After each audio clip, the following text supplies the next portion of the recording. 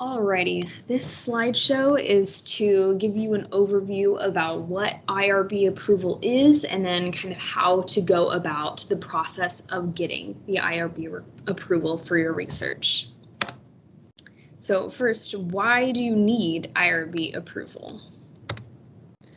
You need IRB approval because it is the mission of Our Lady of the Lake University Institutional Review Board, or the IRB, to ensure that OLU complies with federal regulations and also that all OLU research activities involving human subjects in particular meet the highest ethical standards. So the IRB is responsible for protecting those rights and welfare of any human subjects that are participants in research at OLU. And this is any research that could be by faculty, students, or staff. You can also have external affiliation people doing research at OLU, but they have to be connected to the university. But that doesn't really apply to y'all. So the IRB seeks to assure that risks to subjects are minimized, so you're not doing crazy research that really puts subjects at a serious risk or in danger in any way. Or if you are having some risk, it's reasonable risk, and there is benefit that they might expect from taking part in the study, and they have knowledge gained from the study.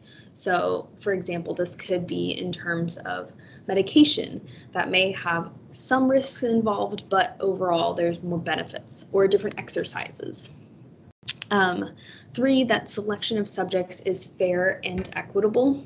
And then 4, participation is voluntary, and you are giving that informed consent to those participants. So for the voluntary side, a professor couldn't just say, all right, you have to participate in the study or you're going to flunk the class. So the participation has to be really voluntary. And the biggest thing is that you have to give them that informed consent for your subjects. 5, human subject privacy is maintained and confidential data is kept secure. So you're not spreading the results to people who don't need it and giving all of their information that they provided to you when they enrolled in your research. And then 6, safeguards are included to protect the rights of vulnerable subjects in particular. And then this is what y'all really need. How do you apply for that IRB approval? Research must submit a complete IRB submission packet, and the following is included in that. So 1, you have to complete the electronic institutional review board, IRB, approval request form. So that should have been sent to you in an email that was sent out by Dr. Quintero. And you have to fill out that approval first, and then along with that, you also submit all the required supplemental materials for your research. So, for example, that could be recruitment materials or your study materials, etc. And then you have to complete the IRB informed consent form. And after all of those things are done, there will be a request for some e-signatures, and that's after you've received that approval request form. Your practice form. So again, this was sent to you in your email, but you could also follow this link as well, and it takes you to the practice form before you're submitting the real deal one that'll be sent to the OLU IRB. So this is the first page of that practice form. It looks just like the normal form too, but just some things to mention. The principal investigator, that's you, the person who's doing the study, so that's you. For department name and address, that'll be the McNair Scholars Program, and our address is on our website, and you can also find it in some of the emails as well. Your phone number and then your email. And then for faculty advisor, that is your faculty mentor. So you want to make sure that you put their name, and then name of department head, that's referring to the McNair program, so you would put Dr. Quintero for that. Then just to kind of go over some frequently asked questions. So who should submit research for the OLU IRB approval?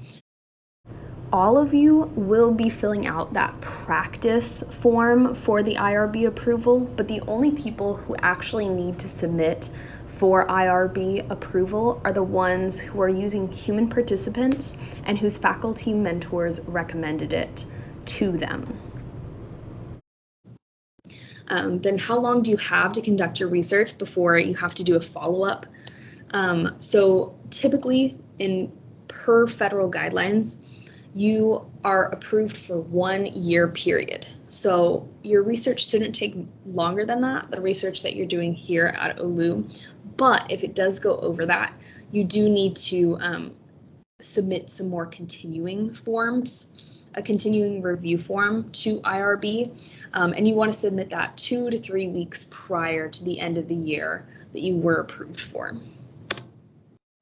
Another one, how can you get mandatory training on human participants protection? Everyone should have already completed the CITI training. So if you haven't done that, you need to do that as soon as possible and send a copy to Dr. Quintero. And really need to start this process immediately because it's a very time-consuming process. The link was sent via email, and you can also look it up on the IRB approval website. How much time does it take to provide a response to investigators for expedited studies? So for expedited studies, that's about 25 days. But if you are getting a response from a full board review, that takes up to 45 days. So that's a little bit longer because it's a more extensive review. All right, so that's all we have for you right now. If you do have any more questions, feel free to contact us. Either just stop by the office or go to mcnair@olusa.edu. Or you could also check out the OLU IRB website. They have tons of information there, as well as an email and contact information if you want to ask them specifically. But thanks for listening.